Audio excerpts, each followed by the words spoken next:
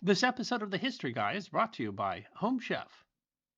Most people in the United States deal with the sales tax on virtually every purchase, from California's 7.5% to Colorado's 2.9%. Of course, many local governments charge them as well. But for most of U.S. history, sales taxes didn't exist. It was the economic crises of the 20th century that led to their establishment. But that created a problem because on very small purchases, say less than $1, even a penny paid in sales tax might be too much. Enter a little remembered solution, a bit of history from the Great Depression, when many states minted sales tax tokens to make sure that you didn't pay too much tax. It is history that deserves to be remembered. It's not easy to be the history guy and try to research and produce 3 mini documentaries a week. I just don't always have time or energy to figure out dinner. Plus, I'm really not that good a cook. I'm also trying to eat healthy now, control carbs, calories, portion sizes when it's so easy to go out or order something in that's probably really expensive and really bad for me. And that's where Home Chef comes in. It's customizable, it's convenient, it is good, fresh food that is delivered directly to your door. Go ahead and scan the QR code or use the link in the description and the code HISTORY50 to get 50% off your first order, plus free shipping. I like the oven-ready meals. This one is one of my favorites. It's a cracker-crusted chicken. It's the sort of thing I'd never figure out on my own. You get to pick from a wide variety of meals, and you can even customize by swapping proteins. Everything you need comes in a single pouch. The recipe is really foolproof. Uses minimal pans and dishes, so prep is easy, cleanup is easy. It really makes cooking a good meal the easiest part of my day. Pop it in the oven, and looky here, it almost looks like I know how to cook. This is a meal that deserves to be remembered. It is perfect for busy lifestyles and an affordable and healthier alternative to eating out. A third-party survey of users of leading meal kits ranked Home Chef as #1 in both value and taste. So scan the QR code or use the link in the description. Use the code HISTORY50, get 50% off your first order, plus free shipping.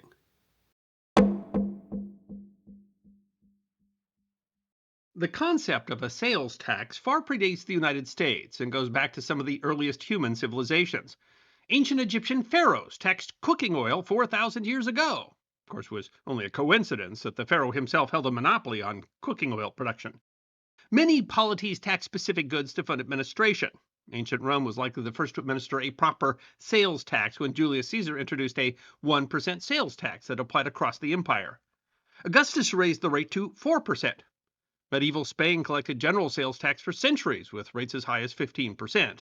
Most European countries began charging taxes on consumption of specific products like soap, playing cards, tea, and many others by the 18th century. And of course, it was the duty on tea that famously inspired the Boston Tea Party. In the modern era, many nations worldwide use a type of sales tax called a value-added tax that levies a tax on goods and services at each stage of production and distribution. In the United States, sales or sales-like taxes date at least to 1821, when Pennsylvania introduced a mercantile license tax. There is some debate over which state precisely first introduced a proper sales tax. In 1921, West Virginia changed its tax system, replacing a corporate excise tax with a business gross receipts tax. The law actually imposed a tax for the privilege of engaging in business or practicing a profession, as one supporter described it. And it was a tax on products produced in the state, initially only on industries engaged in the mining of natural resources. It was only expanded to retail items in 1933. But the Great Depression, which devastated states' other funding sources, led many state governments to first turn to sales taxes. In 1930, Kentucky passed a progressive sales tax, meaning that the tax rate increased as the taxable amount increases, but was replaced by a flat 3% tax in 1934 and repealed entirely in 1936. The Kentucky tax was the first tax levied exclusively on retailers. The Multi-State Tax Commission credits Mississippi with the first tax resembling a modern retail sales tax in 1932. What began as a novel new means of taxation quickly ballooned as states sought ways to fill empty coffers.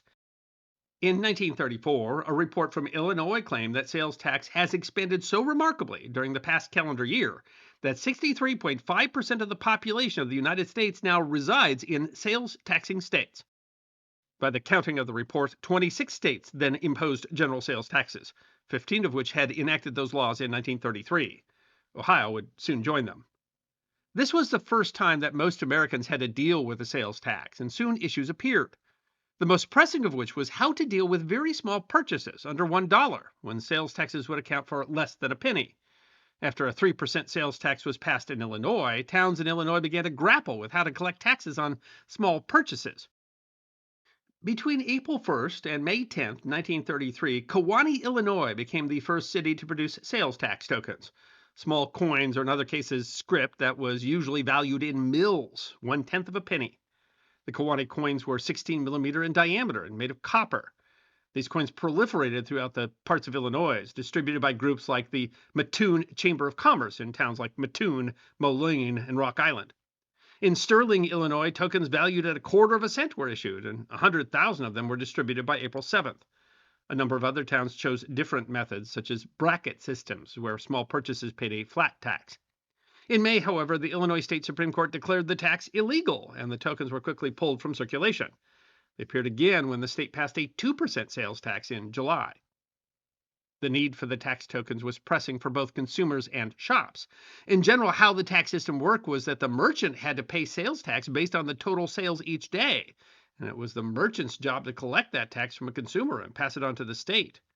In the case of a 3% sales tax on a 10-cent sale, the merchant needed to collect 3/10 of a cent, but there was no way to collect it. If they chose to round down, the merchant collected nothing, but still owed something on the sale. And if they rounded up, the consumer was to pay 7/10 of a cent more on the sale than they actually owed. In an age when a gallon of milk cost an average of around 60 cents, small sales tax quickly added up. Following Illinois, other states began passing legislation that would require the collection of tax on small sales and approve the minting or printing of sales tax tokens. In California, the suggestion of printing tokens at 1/8 of a cent inspired some debate, as some merchants complained that the tokens would complicate their registers and bookkeeping. Michigan passed a similar law the same year, and Ohio followed in 1934. Things came to something of a head in 1935 when Washington passed and implemented similar laws on May 21st, 1935. The law required the use of tax tokens. The issue stems from the coinage clause of the Constitution, which grants Congress the exclusive right to coin money and regulate the value thereof. According to the Treasury Department, that made the tokens that Washington began printing illegal. Treasury experts have now concluded their investigation on the question of fractional coinage and have arrived at the conclusion that it would be unlawful for any agency other than the federal government to issue pieces or tokens, read a report of the Treasury decision. It also specifically said that the decision didn't affect streetcar tokens, which are in the nature of a commodity for exchange purposes. 4 states were then issuing tokens: Washington, Missouri, Illinois, and Colorado. Washington's response was to ignore the declaration altogether, arguing that they are not money and have never been used for direct purchasing. The sticking point was whether the tokens counted as currency. Washington state also argued that it would take a while to pull the tokens out of circulation, that had already issued more than 9 million paper tokens and 6 million metal ones. Illinois also signaled that they would continue using tokens until and if a judge ordered them to stop. They didn't only face opposition from the federal government. Many people thought that the tokens were a bad idea. The coins mostly entered circulation as change from merchants. If someone owed 1/10 of a cent of tax, they gave the seller a penny, and he gave them 9 tokens back. According to the Bristow Daily Record, some housewives complained that our purses will get so heavy during the course of a day's shopping that we have to have the handbags sent to our houses by the grocery store delivery trucks. Another insisted, I will pay my tax in pennies, but I absolutely refuse to carry those darn things around. The Lawson Review of Missouri was filled with pithy complaints, such as, he who steals my purse steals my milk bottle cap sales tokens. Others worried that the tokens could be used to trick slot machines.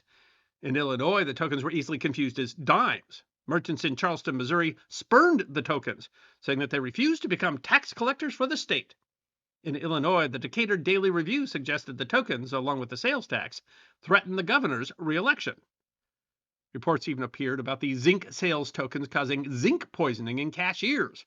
An article in the St. Louis Globe-Democrat in 1937 put those fears to rest, as experts have made special and exhaustive studies of Kansas zinc tokens and have given the tokens a clean bill of health. All of the reports, said the industrial hygiene engineer of the State Board of Health, are due to some other cause. One of the largest problems, however, was demand. Numerous articles complained that merchants simply didn't have supplies of the tokens. In August of 1935, banks in Missouri limited orders for larger merchant customers, promising that there were more tokens forthcoming. At that time, as reported, the factories were churning out the tokens 24 hours a day and had already produced 25 million tokens on an original order of only 15 million. Supplies in Carthage, Missouri were totally used up on August 30th, 1935, the day before the law went into effect, leaving some merchants without tokens entirely. In July of 1935, President Franklin Roosevelt approved a Treasury program from Treasury Secretary Henry Morgenthau to fix the issue federally by producing half-cent and 1 mil coins at federal mints. The 1 mil coin would have been the smallest value coin ever minted by an American mint. The Treasury Department issued a statement that referred to a number of states that were already or were considering minting pieces to meet the demand for fractional coins for sales tax purposes, and that if this thing is to be done, the federal government should do it. The plan, however, required approval from Congress, where it was unable to make any headway. Without a solution, the federal government seems to have quietly allowed the tokens to be produced. With no other solution forthcoming, New Mexico began issuing tokens later in July, and Missouri began releasing its milk cap tokens in August. Not only did the Missouri tokens resemble milk caps, they were made by a prominent milk cap manufacturer. The milk caps of the period were not what we expect today, but were generally made of cardboard with printed design. The tokens took a variety of shapes, forms, and values. Some were made of metal, usually aluminum, but also zinc, brass, and bronze, while others were made of plastic, cardboard, or paper ticket or script, and even pressed cotton fiber. During World War II, states were forbidden from making them of some metals, and even plastic was valuable for the war effort, leading to shortages of tokens and alternative materials like pressed fiber. Numerous other states, especially Ohio, used a related but different system of paper stamp or punch card systems to deal with the fractional taxes. The tokens are generally undecorated, printed with their value and the name of the state that authorized them, along with terms like sales tax token. Some included to make change for corrected sales tax, while others reference the tax law with public welfare tax token or for old age assistance. They were produced in a variety of shapes, including squares and octagons, and the metal ones often had holes in the center. Some did have some decorations, such as a state seal. According to taxtoken.org, more than 500 different sales tax tokens were issued. Problems did arise during the production. Only a year after they were introduced, Missouri had to change the plastic tokens, which had been printed on only one side. Foolproof tokens were soon designed to prevent persons from advertising or writing propaganda on the blank side. Some states exempted the smallest purchases from tax collection. Kansas exempted any purchase of 4 cents or lower. The New York Times reported that tokens were being collected by tourists as souvenirs. In 1939, rumors even surfaced that the Japanese were buying Arizona tokens to use as percussion caps. Ultimately, 12 states produced tokens: Alabama, Arizona, Colorado, Illinois, Kansas, Louisiana, Mississippi, Missouri, New Mexico, Oklahoma, Utah, and Washington. Many modern collectors also include Ohio's paper tickets. In addition to the state-issued tokens, business and local municipalities sometimes issued them on their own, especially in Washington and Illinois. Throughout their existence, the tokens brought criticism and unquestionably made the public more aware of taxes, a fact that was used to argue both for and against them. A Decatur Daily Review article suggested forcing retailers to include the tax in the purchase price, as it would be less painful than being reminded of the tax every time they saw a token. The Rock Island Argus lampooned the tokens as money that isn't money, while an article in the Santa Fe New Mexican included nicknames smidgets, taxis, tits, molecule money, or whatever else the American people affectionately call them. An article in the Nogales International went on at length. Think of the impression you can make on your friends when you reach in your pocket and pull out a whole handful of money to pay for a drink, or when you drop a dime's worth of half pennies in the collection box at church. It called the tax token law the most inane measure passed by the legislature in some time, and that no one was objecting to paying the sales tax the old way. North Carolina considered their use in 1935, but chose not to, as there has been virtually no demand either from merchants or the public. And despite their sudden ubiquity in some states, it's estimated that some 2 billion of the tokens were made, they enjoyed a rather short life. Kansas ended the tokens just 25 months after they began producing them in July of 1939, and Louisiana and Colorado had both ended the experiment before the end of World War II. Even in the states that kept them the longest, Missouri and Oklahoma officially ended the practice in 1961, they had long fallen out of use. An article in the St. Louis Globe-Democrat from 1955 reported that most Missouri merchants apparently gave up the use of states' red and green sales tax tokens a long time ago in favor of a bracket system. Most states moved over to a bracket system, which gives flat, rounded rates for small sales instead of attempting to calculate tax by percentage. There is a lively collecting scene in tax tokens, as they are generally inexpensive to collect. Though paper, fiber, and cardboard tokens didn't hold up to wear well, many are still easy to find, and plastic and metal ones are plentiful. In fact, collectors jumped onto the scene almost as soon as the tokens were produced, with the first price catalogs and lists appearing as early as 1935. These early lists have proved invaluable for identifying the huge variety of tokens that were produced. For all the discussion and noise and complaints about the sales tax tokens, they seem to have been forgotten nearly as quickly as they arose. But it is a slice of history that profoundly impacts how we live our lives today because sales taxes have become quite common. 45 of the 50 states charge sales taxes. Seems to have become the norm, according to the Tax Foundation in 2022. Sales taxes represented about 31% of state incomes in the United States. And all of those states have some solution for the small sales, but the tax tokens seem to have been a poor solution that raised far more irritation than they were worth. But then again, they were worth very little. I hope you enjoyed watching this episode of The History Guy. And if you did, please feel free to like and subscribe and share The History Guy with your friends. And if you also believe that history deserves to be remembered, then you can support The History Guy as a member on YouTube, a supporter on our community at Locals, or as a patron on Patreon. You can also check out our great merchandise shop or book a special message from The History Guy on Cameo.